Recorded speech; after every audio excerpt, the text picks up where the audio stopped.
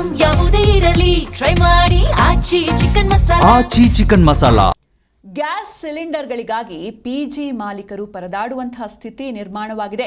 PG ಮಾಲೀಕರು ಸಚಿವ K H Muniyappa ಅವರನ್ನ ಭೇಟಿ ಮಾಡೋದಕ್ಕೆ ಮುಂದಾಗಿದ್ದಾರೆ.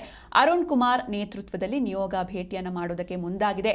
ಪಿಜಿಗಳಿಗೆ ಕಮರ್ಷಿಯಲ್ ಗ್ಯಾಸ್ ಕೊಡುವಂತೆ ಮನವಿಯನ್ನ ಮಾಡಲಾಗಿದೆ. ಸಂಕಷ್ಟಕ್ಕೆ ಸಿಲುಕಿದ್ದಾರೆ 15,000 ಪಿಜಿ ಮಾಲೀಕರು. ಸರ್ಕಾರ ಪಿಜಿಗಳನ್ನ ನೆಗ್ಲೆಕ್ಟ್ ಮಾಡ್ತಾ ಇದೆ, ಪರಿಗಣಿಸ್ತಾ ಇಲ್ಲ ಎನ್ನುವಂತಹ ಕಾರಣಕ್ಕೆ ಬೇಸರವನ್ನ ಹೊರಹಾಕಿದ್ದಾರೆ. ಗ್ಯಾಸ್ ಒದಗಿಸುವಂತೆ ಸರ್ಕಾರಕ್ಕೆ ಅಸೋಸಿಯೇಷನ್ ಬೇಡಿಕೆಯನ್ನ ಇಟ್ಟಿದೆ. ಈ ಕಾರಣಕ್ಕೆ ಇವತ್ತು ಆಹಾರ ಸಚಿವರ ಭೇಟಿ ಮಾಡೋದಕ್ಕೆ ಮುಂದಾಗಿದ್ದಾರೆ. ಪಿಜಿ ಮಾಲೀಕರು ಗ್ಯಾಸ್ ಒದಗಿಸುವಂತೆ ಸರ್ಕಾರಕ್ಕೆ ಬೇಡಿಕೆ ಇಟ್ಟಿದ್ದಾರೆ.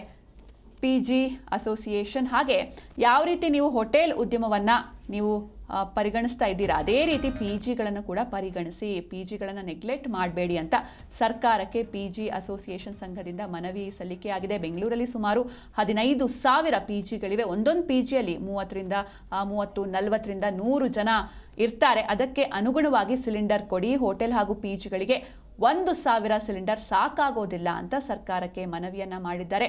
ಇನ್ನು ಪಿಜಿ ಅಸೋಸಿಯೇಷನ್ ಕಡೆಯಿಂದ ಸರ್ಕಾರಕ್ಕೆ ಇಟ್ಟ ಬೇಡಿಕೆ ಏನು ಅಂತ ನೋಡ್ತಾ ಹೋಗೋದಾದ್ರೆ, ಹೋಟೆಲ್ ಉದ್ಯಮವನ್ನು ನೀವು ಹೇಗೆ ಕನ್ಸಿಡರ್ ಮಾಡಿದಿರೋ ಅದೇ ರೀತಿ ನಮ್ಮನ್ನು ಕೂಡ ಪರಿಗಣಿಸಿ ಅಂತ ಬೇಡಿಕೆಯನ್ನ ಇಟ್ಟಿದ್ದಾರೆ.